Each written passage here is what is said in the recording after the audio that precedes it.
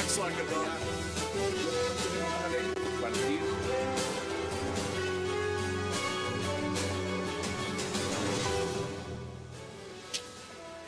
Bienvenidos a 360 grados, una visión global de la noticia, un espacio para debatir sobre todo lo que sucede en Colombia y en el mundo. Iniciamos hoy hablando de un tema crucial para millones de colombianos, el ajuste del salario mínimo para este 2014, que ahora deberá al parecer ser decretado nuevamente por el gobierno, al no llegar a un acuerdo los líderes gremiales, los sindicales con el gobierno. Hoy el salario mínimo está en 589.500 pesos y lo ganan 1.27 millones de trabajadores. Las centrales obreras pelearon por un 6% más, mientras que los empresarios se quedaron con el 4%. Ahora todo está en manos del presidente Juan Manuel Santos y sus ministros. Hoy debate al salario mínimo en Colombia. Y también esta noche hablaremos de cómo le fue al país en este 2013. Un año lleno de protestas sociales, de disputas políticas, de destituciones, de reformas en el Congreso y mucho más. El 2013 ha sido complicado para muchos sectores. ¿Fue positivo el balance de estos 12 meses en Colombia? Tema de debate junto a ustedes esta noche en 360 y no se muevan, que ya en segundo le damos la bienvenida a nuestros invitados. Wax like a dog.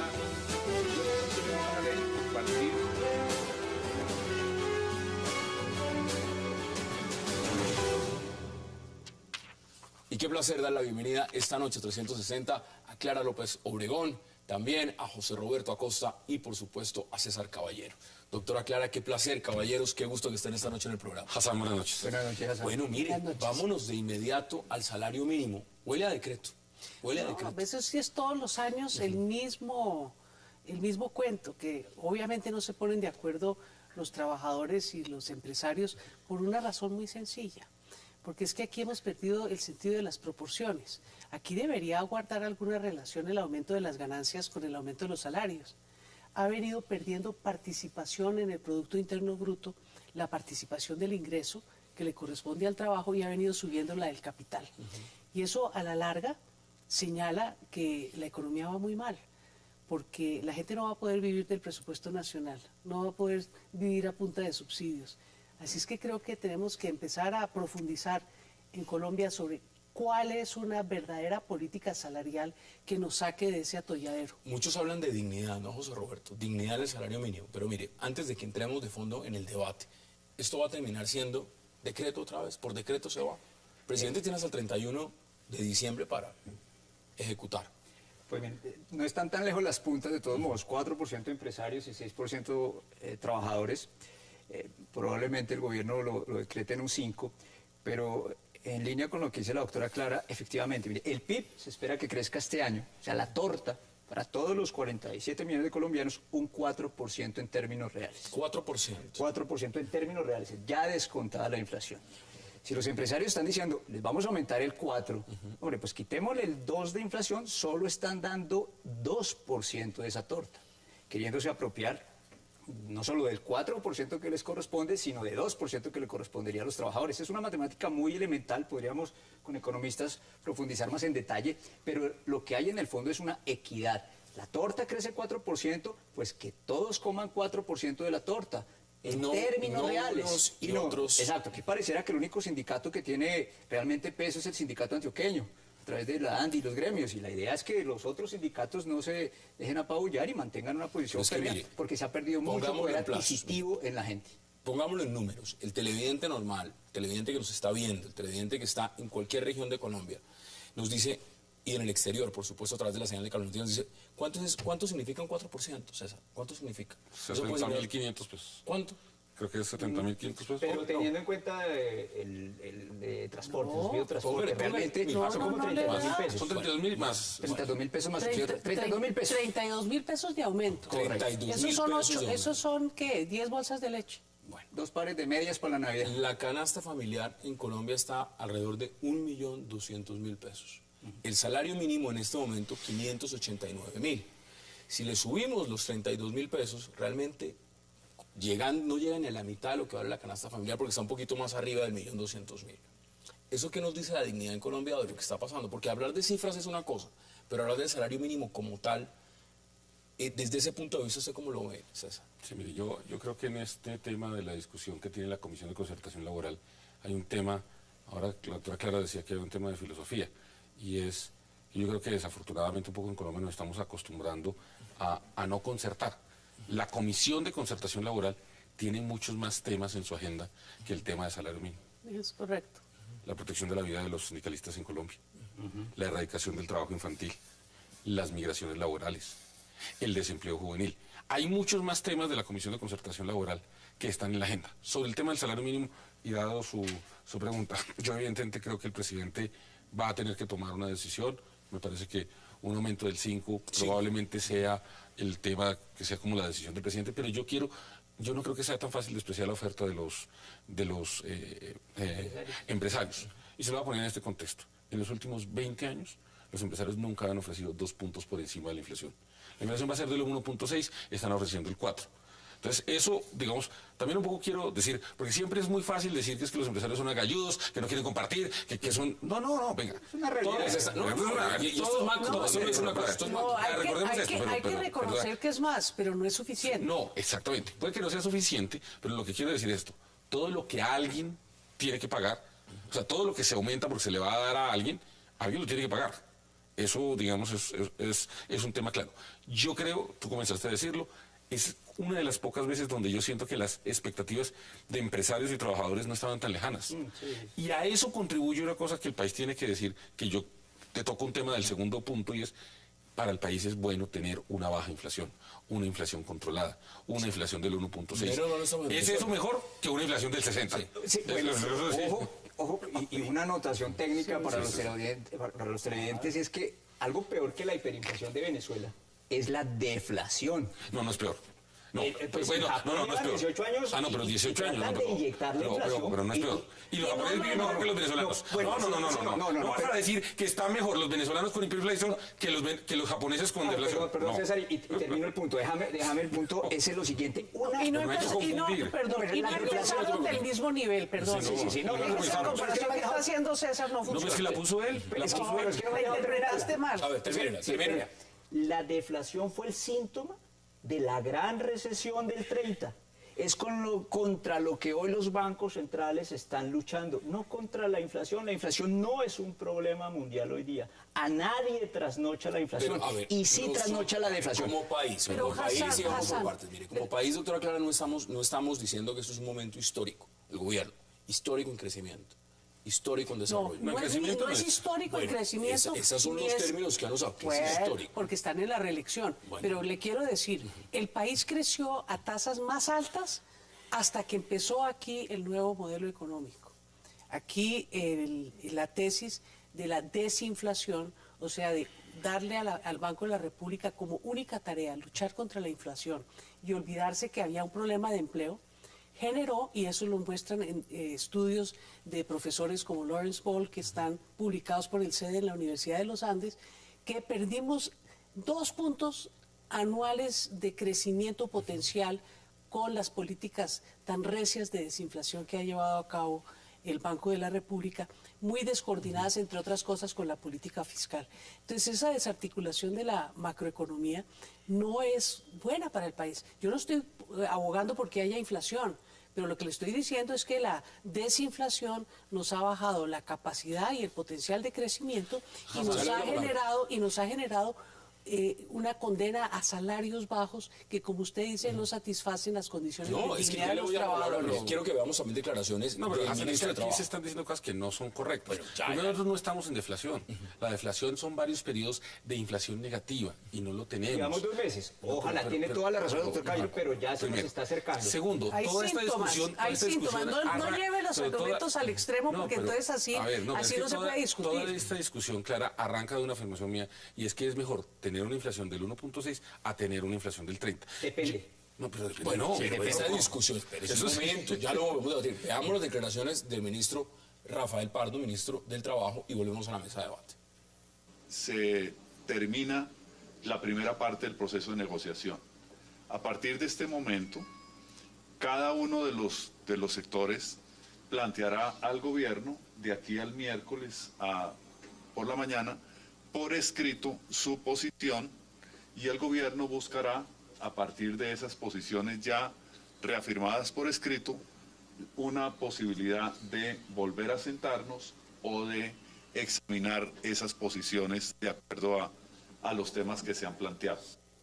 Eso dice el ministro, y por supuesto defiende una posición, pero miren, le voy a leer un testimonio de muchos testimonios de millones de colombianos que ganan el salario mínimo.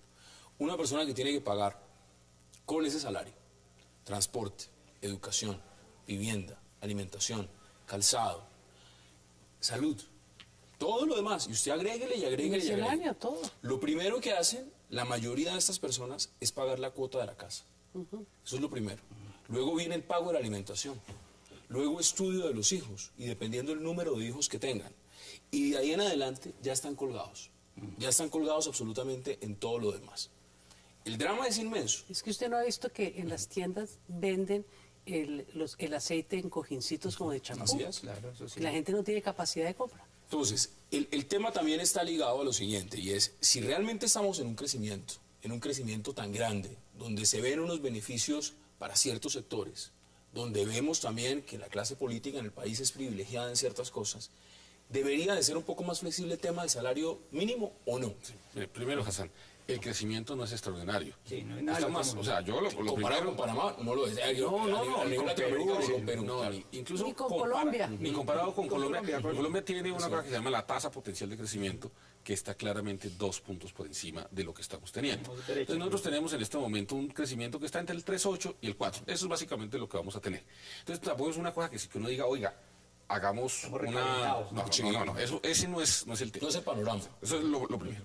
Lo segundo, es evidente que el salario mínimo es eso, un salario mínimo. Yo fui director del DANE y yo recuerdo, desde el momento en que nosotros estábamos, el cálculo que se hace siempre para la canasta básica de un hogar de ingresos bajos en Colombia es de 2 salarios mínimos. Es decir, por lo menos 2 miembros del hogar, para un hogar para un hogar promedio de 4 personas, tiene que haber por lo menos 2 salarios mínimos para lograr completar la canasta básica. Entonces digamos que eso es un tema que uno obviamente dice, claro que todos quisiéramos que los colombianos ganaran más, ¿sí? Eso es clarísimo. El problema es que nosotros tenemos una economía en la cual usted tiene un mecanismo en donde los empresarios y los sindicatos intentan ponerse de acuerdo y en la historia que hemos visto no se han puesto de acuerdo. Entonces yo creo que ahí hay un tema de fondo el que tenemos que mirar es cómo lograr... Sí, la última vez que hubo un acuerdo, usted me corregirá porque de pronto las cifras las conoce usted mejor. La última vez, partes negociadoras, 2011, se incrementó el 5.8%. Sí, creo que es incluso la única vez en muchos años, porque digamos en el grueso de los años no ha habido acuerdo. Pero yo quiero señalar lo siguiente. Rápidamente, La economía colombiana hoy tiene una circunstancia distinta, donde la agenda de esos temas es distinta a la de hace unos años. Y voy a señalar lo siguiente. Tenemos la tasa de desempleo más baja en mucho tiempo. Pero eso la más alta en América Latina. sigue siendo la más alta de América Latina, no lo niego, eso está bien. Pero digamos que comparativamente con Colombia es la más baja en mucho tiempo. La tasa de inflación está controlada. Eso, pues, digamos, a mí, digamos, soy economista de los que eso no les parece bien, a mí me parece que es mejor. Tercero, nosotros tenemos una tasa de crecimiento que si bien no es extraordinaria, está bien, sobre todo cuando mucha gente pronosticó que este año íbamos a tener una debacle, que no la hemos visto, que no la estamos teniendo. Y les recuerdo, todos los pronósticos están Eso sí apuntando depende de a que el año entrante van a hablar de depende de 4 quién se Vamos a la hable. pausa y ya miramos el tema Depende del de quién se crecimiento. hable, el tema de la debacle. Vamos a la pausa entre 60 y ya regresamos para seguir hablando del salario mínimo en Colombia. Ya volvemos.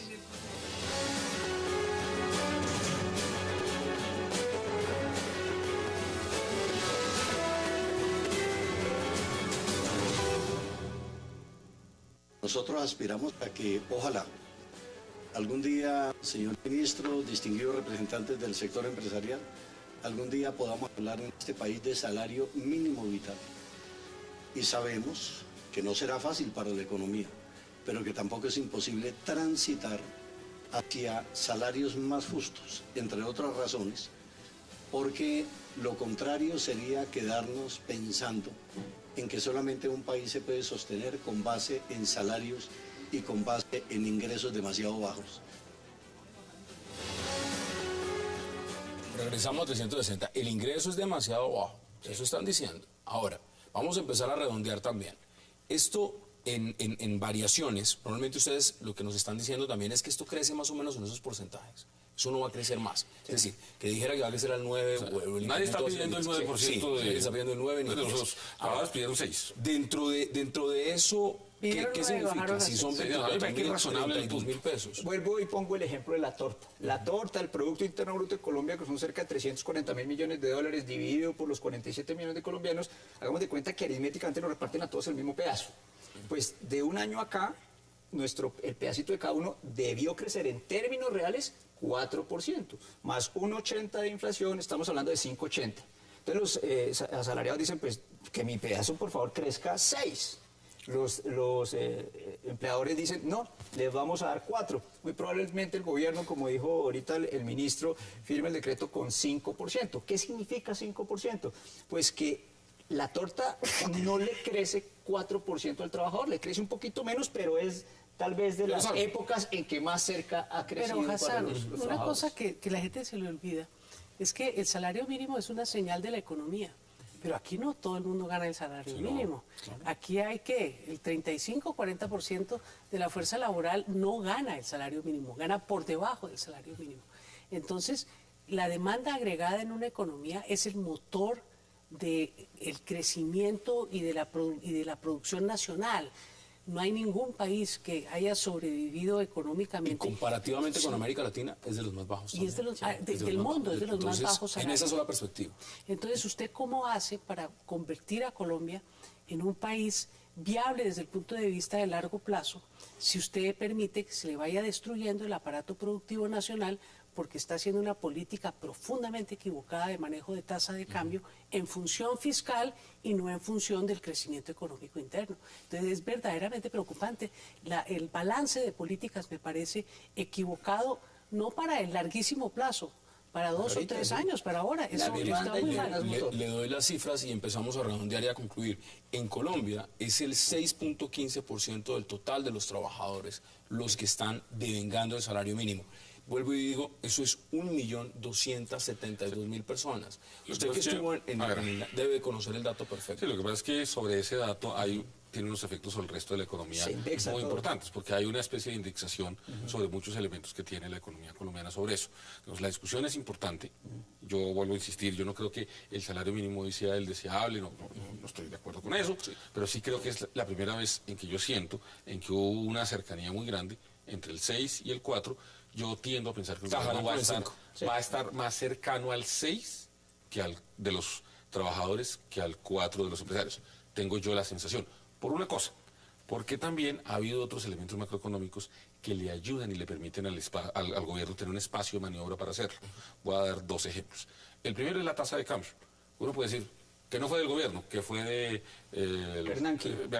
Bueno, pero la tasa de cambio desde la Reserva Federal que la de Estados teníamos Unidos, en 1680, hoy la tenemos en 1930, que es una tasa de cambio que hace que estas decisiones sean más fáciles de tomar. Porque usted tiene una tasa de cambio en 1630, inmediatamente el salario mínimo se convierte en una cosa comparativa internacionalmente menos competitivo. Yo creo que hay un espacio para que el gobierno se acerque más al 6% de los trabajadores que al 4% de los sus conclusiones brevemente. El tipo de cambio efectivamente ha abaratado 10% del salario, como lo dice el doctor César Caballero, es un margen de maniobra que tiene el gobierno. Y el principal margen de maniobra es que la inflación se está cayendo. Con inflaciones de 1,76 necesitamos estimular la demanda agregada, estimular la capacidad de consumo de los colombianos y pensar que el mercado interno tiene su dinámica es en los asalariados colombianos. Eso es lo que está haciendo China, Estados Unidos, todos los países blindando sus economías desde el mercado interno con buena capacidad adquisitiva de sus asalariados. Doctora Clara, deme sus conclusiones también. 40 segundos. Eso implica que hay que hacer un viraje en el modelo económico, porque podernos concentrar en aumentar la demanda interna implica no solamente una política salarial, implica también que podamos diseñar seriamente una política de reindustrialización del país, una política de desarrollo rural serio con intervención estatal, un Estado más fuerte y más protector. Lo que quiere decir que tenemos que renegociar unas cláusulas del TLC que están desindustrializando al país. Ya vamos a hablar del TLC, porque ahora les voy a cambiar de tema. Y cambiarle de tema, estamos a final de año. Y cuando uno empieza a ver, ya se habló del personaje del año, ya se habló de lo que significan muchas cosas, pero ¿cuál es el balance para Colombia? En muchos puntos. Mire, José Roberto, ¿cuál es el balance para Colombia en el 2013? Antes de que empecemos a desglosarlo punto por punto. ¿Usted cree que al país le fue bien en el 2013? En términos económicos, concentrémonos, segmentemos un poco el tema, fue un año regular a pesar del optimismo del gobierno. Se creció 4%, jalonado por construcción. Se pudo crecer obras mucho civiles. más. Claro, se pudo haber crecido mucho más porque teníamos la pólvora seca. En el Banco República durmieron en el año 22 billones de pesos, durmieron en las arcas del Banco de la República por no poderse ejecutar en obras que tanto necesita en el país. La Bolsa de Valores de Colombia se cayó 10% en el año, 12%, perdón, en el año. Los test, siempre le pregunto, Hassan, ¿usted tiene test? No, no tengo. Pues sí, señor, usted tiene test porque usted tiene en los fondos de pensiones Ahí ¿cierto? tengo. Ah, no lo Entonces, sabía. usted tiene test y todos los o la mayoría de televidentes tienen test, aunque no lo sepan. Y quiero informarle que los test de los que son propietarios de manera indirecta en las AFP perdieron cerca de 12% de valor. Mañana ya vamos a verificar eso, Las entonces. acciones perdieron 12%, los test perdieron 12%. Mejor dicho, si te estuvieras pensionando ahora, te pensionarías más pobre. Más por mañana ya vamos a Son ponerlo acá. cosas que la gente no se da cuenta y por eso duerme tranquilo, pero creo que le dañé. en ese balance usted dice regular. Sí, muy El tema regular. económico regular. Y preocupa lo que se ve venir. Un ejemplo que quiero tener sobre la mesa, Ecopetrol acaba de presentar un plan de inversiones de 10.200 millones de dólares para el 2014. No tiene con qué financiarlo. Entonces, o va a emitir más acciones o va a tener que retener las utilidades, más o menos mandándole un mensaje al gobierno, deje de ordeñarme porque no tengo cómo seguir César, adelante. ¿cómo le fue al país en el 2013 en su opinión? Mire, yo lo resumiría en que No cifras y conceptos que le fue muy bien. No, al país, ¿cómo le fue? ¿Cómo le fue? yo te tengo que decir, en los temas macro, digamos, un poco uno diría, la macro está controlada. Yo no voy a decir que es extraordinaria, pero está controlada. La inflación está controlada, la tasa de desempleo está bajando, debe bajar más, el déficit fiscal está controlado, la tasa de cambio está en un nivel razonable, no es el ideal. Entonces, digamos, la macro está mal, pero tiene muchos problemas micro esta sociedad. Y este año se nos han venido revelando una serie de problemas micro muy complejos que tienen efectos no solo sobre la economía, sino sobre la manera como vivimos los colombianos. Voy a darle 2 o 3 ejemplos. El tema de infraestructura en Colombia está colapsando. Es terrible. 2, el tema de justicia. Yo creo que la fallida reforma de la justicia es un tema pendiente, eso fue un desastre para este gobierno, eso me parece que eso salió bastante mal. Pero hay temas de violencia cotidiana, hay temas, por ejemplo, de productividad laboral que no están resueltos, que tenemos problemas. Los temas de ciencia y tecnología, que son vitales para que la economía colombiana tenga una mayor productividad, no están funcionando. Entonces, en términos generales, yo lo que le diría es, la macro, digamos, como el marco en el cual muchas cosas se mueven, está en una condición razonablemente aceptable y ojalá nos podamos concentrar en resolver los temas micro, Ya, que hay vamos a muchos ver. problemas. El campo está muy mal. En el largo, en el amplio, en el visaje amplificado, ¿cómo le fue al país en el 2013? Mire, mal. Mal porque Digamos de regular mejorando Bueno. a mal. o regular mal, porque además del tema económico que está en riesgo, tenemos el colapso de muchos de los problemas sociales.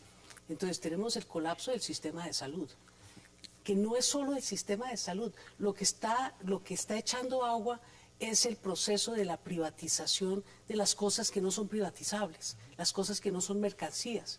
Entonces estamos en una situación gravísima, una reforma que no va al meollo del asunto de acabar con la intermediación financiera en los servicios de salud, que es tal vez una de las causas principales del colapso.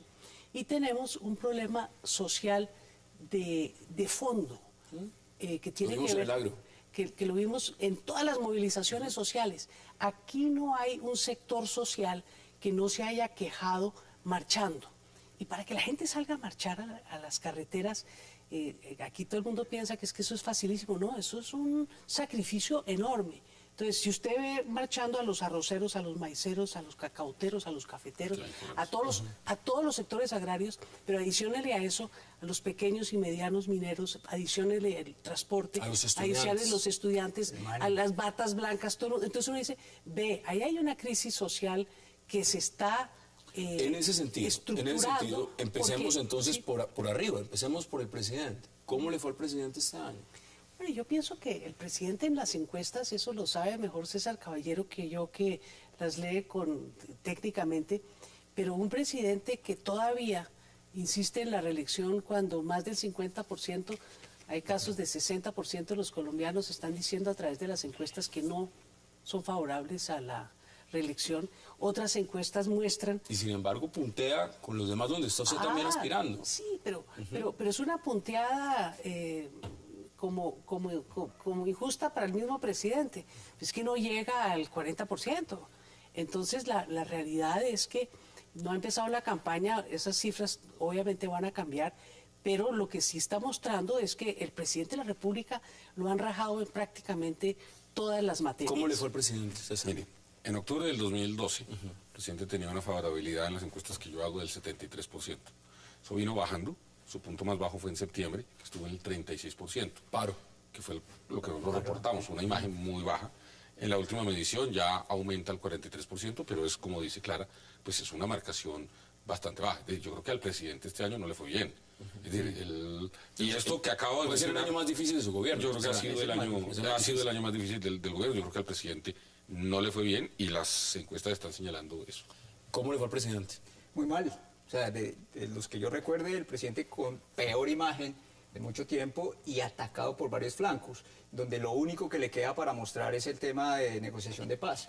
Porque en el Pero tema social... usted ya lo pone en el tapete. Entonces, si ese es el único, o por lo menos en el momento usted el único frente que ve, Lo va a seguir entonces, ¿cómo tensionando. le fue al proceso de paz? Perdón, una anotación. Andrés Pastrana tuvo momentos más difíciles Y más y bajos. Andrés Pastrana tuvo que gobernar con una gran recesión que no nos ha tocado, Claro que- con una tasa de desempleo subiendo y con una inflación no controlada. Solamente, pues lo Para digo, ponerlo, no, para ponerlo, Y algo- para mencionar. y para agregar, heredada claramente de un gobierno como fue el de Ernesto Samper Pizarro, que cabe hacer un paréntesis, hoy se cumple, Pero él está recauchado. se recuerda, sí, es que quiero En otras recordar hoy la circunstancias, muerte no en otras circunstancias. de Cano, del gran periodista Cano en el 86, y llama la atención que si el doctor Cano estuviera vivo, pues se sorprendería cómo esas listas hoy de la Unidad Nacional están atravesadas por temas del proceso 8000. Entonces, el año del presidente fue bastante malo, y está metiendo el acelerador con lo que pues llama la oposición uribista la mermelada. Pero a con ver, eso, hoy se y firmó nos el está presupuesto, abocando, y hoy nos se está firmó el abocando para rematar presupuesto. siempre votar no a favor de alguien, sino como desgraciadamente se vota en Colombia, en contra de Pero, mire, alguien. vuelvo y le pregunto, usted puso sobre el tapete el proceso de paz. ¿Cómo le fue el proceso de paz?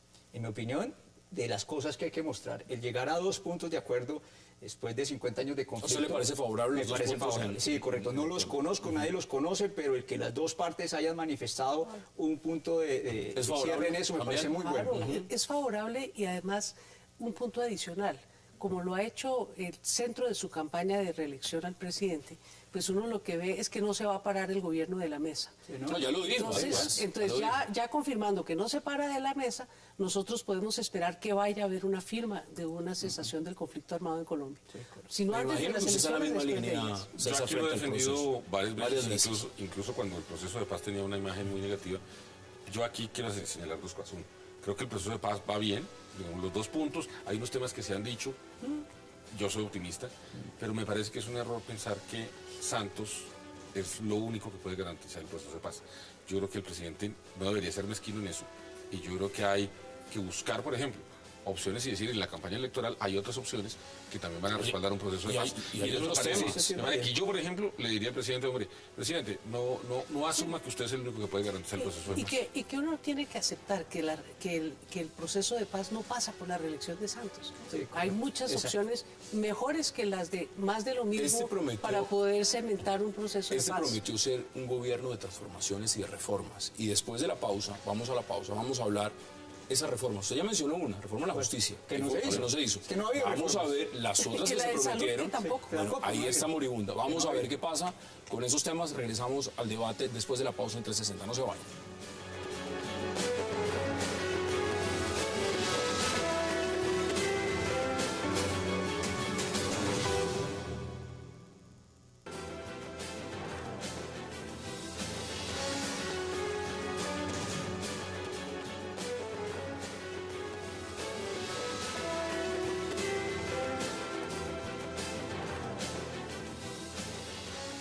Regresamos a 360. Hablando de ese balance, ya mencionaron ustedes justicia. Anoche estábamos debatiendo acá el 10º aniversario del sistema penal acusatorio. Pros y contras. La pregunta no es solo la reforma, la pregunta es cómo le fue a la justicia en Colombia en el 2013. ¿Cómo le fue? No, yo creo que la justicia está mostrando el caso de Petro, la punta del iceberg de un diseño institucional que está echando agua por todas partes. No hay simetría ni congruencia en la dosificación de las penas y de las sanciones. Fíjese usted, pierde la investidura un congresista por las razones más nimias del mundo y nadie se despeluca. La demagogia legislativa que nos produjo ese código, que lo han denominado el código talibán, el código disciplinario único, que fue, se recuerda cuando el caso Pomarico en el Congreso de la República produce unas aberraciones como la que por fin se sacó a la luz por la rebeldía del alcalde Petro a aceptar una sanción que a todas luces es verdaderamente demasiado drástica. Pero es que nos hemos acostumbrado a hacer sanciones drásticas con unos casos, pero ¿en qué va la corrupción en este país? Yo sí le pediría al doctor Caballero que hiciera una encuesta para ver si logra verificar las bondades del Código Disciplinario Único en su aplicación durante 14 años, a ver si así es como se combate la Procuraduría, la corrupción. lo está diciendo usted, y muchos colombianos dicen fue muy severa, digamos, en la sanción con el alcalde Gustavo Petro. Hay otros que dicen que no fue severa, que esa es la sanción y punto. El tema es que también la Procuraduría, en el caso de Interbolsa, usted que está en el sector financiero conoce muy bien el caso, 340.000 millones que no aparecen. Y ahí la Procuraduría está diciendo que no, que los señores de Interbolsa, ahí ninguno es peligroso y ahí prácticamente no hay que sancionarlos. ¿Eso tiene sentido? No, pero sancionó al superintendente. Sí, pero a los culpables... Pero es que el superintendente no es el culpable de lo que pasó ahí. Del descalabro. 12 años. Sí, lo que es que la Procuraduría no está diciendo que los otros no son culpables. Que no haya medida de seguridad. A ver, eso es que eso es lo que estamos cotejando. Procuraduría, Fiscalía, Consejo de Estado. La justicia está en una crisis tremenda. El contubernio que tienen las Cortes y el Congreso hacen que sea la justicia un instrumento de dominación y, perdón la expresión, de esclavitud de quien quieran los jueces. Si ahorita con el doctor Caballero nos pusimos en desacuerdo en temas económicos que están atravesados por cifras, imagínense en el tema judicial, que es mucho más abierto a la interpretación. Entonces ya se coatan las Cortes, Consejo de Estado, el Consejo Superior de la Judicatura, que es una aberración. Se propuso una reforma y la reforma era peor que de lo que estaba. Y se quedaron callados durante todo un año, como si eso lo pudiéramos dejar pasar de aquí a las próximas elecciones. Es dramática la situación de justicia. Y un país sin justicia es un país que tiene en vilo su viabilidad. ¿Usted sabe cuál es otra de las reformas y usted puso los temas? César, usted habló de infraestructura, usted habló de vías y dijo que prácticamente el país en eso lo había ido muy mal. Pero le voy a poner otros. Educación. Venga, le hago un listado. Póngalos. Yo creo que la ley 100 colapsó y yo creo que el gobierno se ha equivocado en no decirle al país, mire, el modelo de la ley 100... Eso es salud. Fracasó y hay que repensarlo. Otro modelo. Yo en eso estoy. Dos, la ley de educación superior. Educación. Dos, finalmente, la ministra de Educación, que yo no logro entender, yo creo que se quedó sin espacio político hace mucho tiempo, no ha logrado concertar con la mano y sé que han venido trabajando, pero no hay ahí un tema, entonces eso es un segundo tema. Tercer tema, el tema de infraestructura, la situación está colapsando, no de este año, desde antes, desde atrás. Yo creo que hay todo un tema de nuevas vías que yo creo que supuestamente van a contratar o ya contrataron. Ojalá que eso resuelva algún problema, pero digamos que ese tema está. Y el tema de justicia, yo comienzo a decirle, se lo dije yo de primero, pues yo creo que esa es una gran deuda de este gobierno. Pero mire lo que usted está diciendo y se lo planteo una cosa. Eso es un gobierno que ya entró en su cuarto año. Entró en su cuarto año, es decir, ya pasaron 3. Si en 3 años esos puntos que se prometieron en campaña, que iban a hacer las reformas, los cambios, no se han dado, la pregunta es, ¿se van a dar después? O sea, en los siguientes 4 años, si llega a ser reelecto este gobierno, ¿ahí se van a dar? Pues ¿O sí, la deuda es muy grande en ese sentido? Es que cuando yo vi al señor presidente presentándole a la opinión pública su aspiración a la reelección, él más o menos dijo, mire, no pasé el año, no logré cumplir la plana, deme otro periodo para hacer lo que no hice en el primero. Pero sí hizo unas cosas que hay que resaltar. Mire, reformaron la Constitución para incluir el principio de sostenibilidad fiscal y sacaron la ley de la regla fiscal, que ya va en una limitación de la tutela y en la amenaza de utilizarla con sentencias de la Corte Constitucional que ya se venían venir porque la Corte Constitucional no sé cuántas veces ha declarado inexequibles las normas de amnistías tributarias y van a estrenar una ley que se mete con la justicia, dizque por razones de equilibrio presupuestal, para no acatar una sentencia de esa naturaleza. Y que le diga al presidente y a la ciudadanía que esa norma aprobada hoy y sancionada por él con mucho orgullo limita La derechos tutela. constitucionales de los televidentes de todos los colombianos. Y que además el presidente Santos utiliza la regla fiscal como el embudo,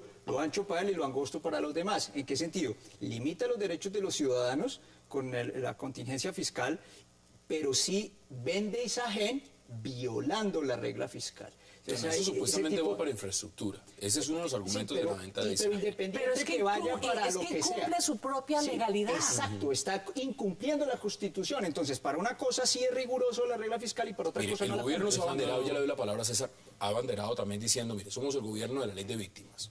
Somos el gobierno de Pero las 100.000 fíjese, de las 100.000 casas eso sí gratis. que anda a está- paso de tortuga. de las 100.000 casas gratis, que ahí está el senador Está Robledo como diciendo gramalote. que eso Yo creo tampoco. que han pasado 3 César, años y nada. Mira, hay varias cosas. Yo creo que la ley de víctimas tiene un valor en sí mismo, el haber en un país que estuvo durante 8 años diciendo que en Colombia no había conflicto interno, haber decidido, oiga, si hay conflicto interno y además ahora vamos a poner en prioridad la voz de las víctimas. Yo estoy de acuerdo con Clara, creo que el arranque de la ley de víctimas no ha sido lo rápido que las víctimas necesitan y que el país necesita, pero tiene un valor en sí mismo haber impulsado la ley de víctimas. Ese proyecto. Primer tema. Segundo tema, nosotros hoy tenemos 1.300.000 niños de escuelas públicas que han recibido tablets con acceso a Internet.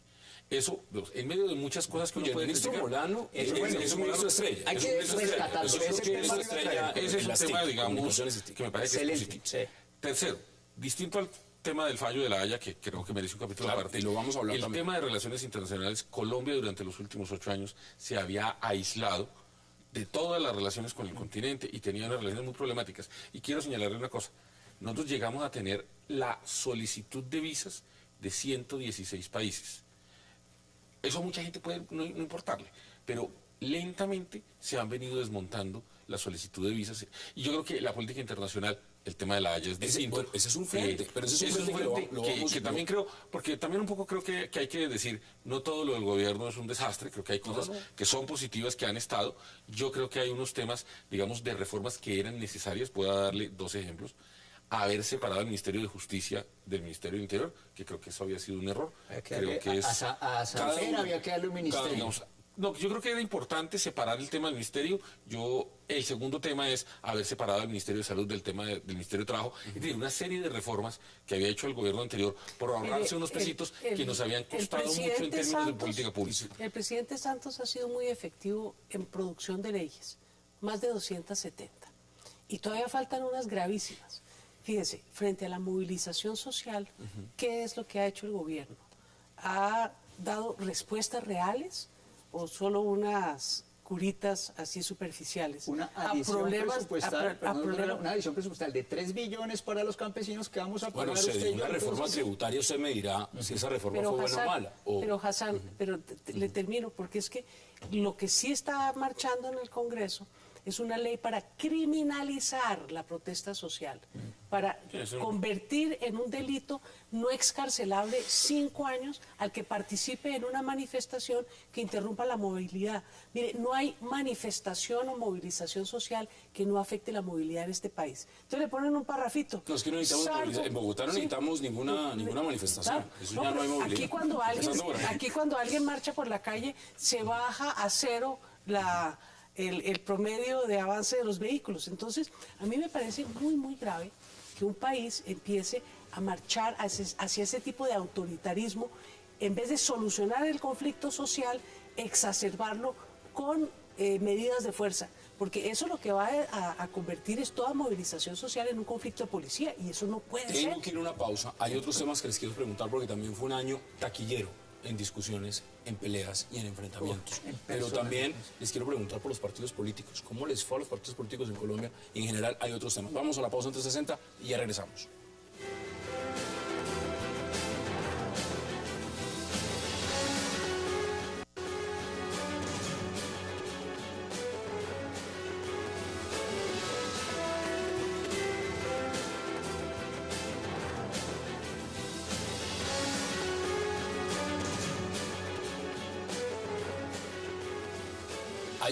Regresamos a 360. Hay un tema en la agenda La agenda es agenda internacional. Colombia también en el 2013 tuvo que pasar cosas.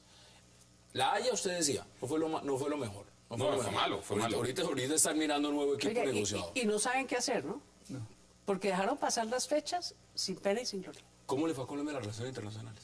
Bueno, yo estoy de acuerdo con César. El inicio del gobierno fue muy alentador y uno veía abrir un espectro de posibilidades. Se mejoraron las relaciones con los vecinos.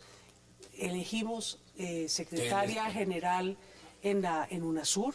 O sea, Colombia se movió hacia fortalecimiento de la integración latinoamericana, pero de un tiempo para acá ha venido de capa caída. Me parece que... La Haya fue la estocada.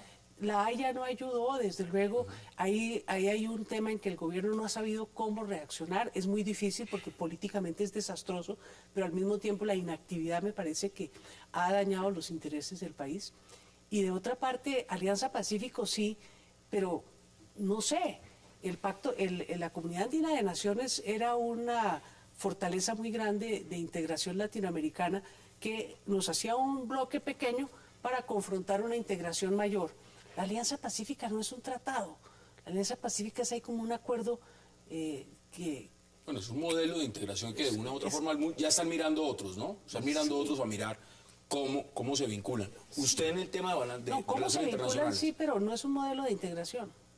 ¿No vamos a ser como un Mercosur? No creo. Creo que estamos lejos de eso. ¿Estamos lejos? No. Eso no es modelo de integración, eso es un acuerdo. Como han dicho acá, el tema estaba tan deteriorado en materia internacional que lo único que podía pasar era que mejorara. En mi opinión, creo que ya se están sobreactuando en el tema internacional. Entonces hablan de la OTAN, ¿qué tenemos que ver con la OTAN? O sea, hicimos el ridículo mencionando que íbamos a entrar a la OTAN, en el tema de la OCDE, que es un club muy privilegiado, pero que también va a llevar tiempo. Ojalá el tema de las visas evolucione, pero es muy gratificante ver al presidente Correa, ejemplo en América Latina en muchos frentes, aunque no se le quiera reconocer, sentado hablando con Santos cuando le tenía orden de captura. Eso es un avance que sí hay que darle mérito a las gestiones de diplomacia internacional. A los partidos políticos, y se lo pregunto de inmediato, ¿cómo le fue al Polo? ¿Cómo le fue al Polo en 2013? Yo pienso que nos fue bien. El Polo Democrático fue un partido, desde que nacimos, nos están diciendo que no pasamos al próximo año. Que no alcanzaba umbral. Sí, y aquí cuando empezó el tema del umbral, estábamos en todas las listas de los medios de comunicación, más no de las encuestas. El Polo le ha ido bien, el Polo se está fortaleciendo y tenemos una fortaleza extraordinaria, que es la bancada parlamentaria. Y a los partidos políticos les ha ido, mire las encuestas, y César lo sabe mejor que nadie, el tema del voto en blanco, el tema del abstencionismo. Es injusta la generalización de todos los partidos políticos, porque a mí me parece que es distinto ser un partido político tradicional, apéndice del gobierno, a los partidos que son independientes o que son de oposición, que en esencia creo que están jugando un papel muy importante para la democracia, que no se pueden meter en el mismo saco con el partido de la U, con el Partido Liberal, el Partido Conservador, que están de acólitos de todo lo que diga el gobierno. ¿Le ha ido bien a los partidos políticos en 2013 en Colombia? Yo comparto con Clara que la respuesta no puede ser a todos por igual. Yo creo que lo del Polo es muy importante. Yo he venido sosteniendo que el Polo logra el umbral, logra un buen número de parlamentarios. De hecho, en mis encuestas el mejor senador es Jorge Enrique Robledo y el mejor representante es Iván Cepeda. Digamos, es un partido garantizado en la oposición, que eso me parece que le ha ido bien. Al segundo partido que yo creo que le ha ido bien es al Partido Liberal. Estuvo 12 años en la oposición, perdió la elección con Juan Manuel Santos, pero de alguna manera hoy lo gobierna. De alguna manera está en el gobierno con 500.000 votos en la presidencia. Y van a ser probablemente uno de los partidos que crezca. Caso distinto, el partido de la U, totalmente desfigurado, es un partido sin conexión con la opinión, es un partido que nació por el nombre de un señor y que ahora el señor tiene que convencer al país que ese ya no es un partido. Otro partido que va a perder es el Partido Conservador. El Partido Conservador se ha desconectado de la opinión pública y yo creo que tiene ahí ¿Cómo le fue al presidente Álvaro Uribe en el 2013? Yo creo que él está jugando su juego. Él de alguna manera, a mí me parece que estratégicamente cometió un error. Y es que él de alguna manera, cuando ganó la presidencia, se movió hacia el centro y logró, digamos, un apoyo grande. Y es un hombre con una popularidad inmensa. Yo tengo que decirlo, en mis encuestas sigue teniendo una popularidad inmensa. Pero él ha venido defendiendo posiciones de extrema derecha. Entonces él se ha venido como acorralando, como autoacorralando. Entonces, ¿qué es un poco lo que ha estado pasando? Que si la derecha, con Uribe como su principal líder, se autoacorralan en la extrema, y si la izquierda cometiera el error de autoacorralarse en la izquierda, pues van a dejar un centro que es un espacio que es hoy donde Santos se está tratando de mover. Y yo tengo la sensación de que si las fuerzas no se mueven al centro, digamos, la sociedad colombiana es una sociedad que no le gustan los extremos. Ahora le decía yo a Clara, y Clara, digamos, yo veo que en su lenguaje trata de, digamos, y es una persona moderada, que yo creo que por eso, yo creo que el Polo tiene hoy en Clara una figura razonable, sensata, pero el éxito hoy de Santos es que está ahí. De alguna manera, él es un candidato de centro derecha, yo tampoco voy a decir que es de centro izquierda, es de centro derecha, pero en el centro no hay Por mucha fin gente alguien lo describió Sí. como era, porque como nos dijeron que era el traidor de la clase. Él se autodenominó traidor de clase. Minuto y medio. Y se lo quiero preguntar primero a José Roberto. El tema fundamental, yo decía, un choque institucional. Aquí se enfrentaron este año expresidentes entre sí. Fiscal con procurador, procurador con contralor, con Contraloría. Es decir, un choque impresionante institucional. ¿En eso cómo le fue al país? ¿Eso qué le generó al país en el 2003? Es ¿O qué nos gravísimo. dice institucionalmente del país? Exacto, que no hay instituciones, hay es personalidades. Venimos de una situación en la que el personalismo Uribe aplacaba todas las instituciones. Hay que reconocerle en algo a Santos y es que ha tratado de recuperar la institucionalidad, pero está tan enraizado el ¿Antes no había personalismo. institucionalidad? Quedaron apacadas por la personalidad de Uribe, o sea, era Uribe para todo, Uribe Corporation, ¿sí? O el ubérrimo, República Independiente del ubérrimo de Uribe. El tema institucional se ha venido rescatando poco a poco, pero el daño quedó hecho. Yo creo que se necesita mucho más esfuerzo para que no hablemos de Ordóñez, sino de la Procuraduría y así de cada una de las instituciones. ¿Usted lo ve igual? Sí, yo lo veo igual y la verdad es que las instituciones deben ser superiores a las personas que las ocupan. Ese es balance para el 2013. mejor Y dicho. aquí está pasando lo contrario, que aquí las personas valen más que las instituciones y que no se está aplicando la ley de manera horizontal y equitativa con todo el mundo por igual, sino que aquí se ha sesgado la justicia, se ha sesgado la política económica, se ha sesgado absolutamente todo. Entonces estamos en un país totalmente Mire, desgobernado. para concluir, de 1 a 10, 10 siendo excelente, 1 siendo muy malo, ¿cómo le fue a Colombia en el 2013? No, yo creo que es que a mí no me gusta calificar porque es que a unos les fue muy bien, ¿sí? A los de siempre les fue muy bien, un balance. pero a la gente de a pie le fue muy mal. Muy mal. Usted, lo mismo. A los colombianos de a pie les fue en 4. 4. 4. 4 es... Y al gobierno claro. le puedo dar 5,5, 6. Yo, por lo contrario, creo que a la gente que ve que la tasa de desempleo bajó, que el nivel de pobreza bajó, eso es un beneficio que yo creo que uno no puede desconocer. Y que debe bajar más, estoy totalmente de acuerdo. Pero que uno desconocer que la tasa de desempleo de hoy es diferente a un 21%, pues me parece que... Pero no la recibió en un 21%, no haga esa comparación eh, porque así no es. Lo que quiero señalar, Clara, es con todas las estadísticas, y tú puedes negarlo, pero pues así es. El doctor Caballero la le fue tasa bien de este desempleo año. que él recibió, hoy tiene una tasa de desempleo más baja. Y eso es bueno para el colombiano de a pie. Ahí están las Que posiciones. no César- consigue empleo fácilmente. César Caballero, como siempre. Y que el que verdadero- consigue Mira, no ahí es menos bien los- remunerado. los Doctora Costa, un Muchas placer. gracias, Doctora Clara López Susana. Obregón, un Muchas verdadero gracias. placer. A ustedes gracias por acompañarnos. Nos vemos mañana, misma hora, 8 p.m. para seguir debatiendo toda la agenda política de Colombia y del mundo. Y recuerden, repetición, 11:30 de la noche. Hasta una próxima oportunidad y gracias por acompañarnos.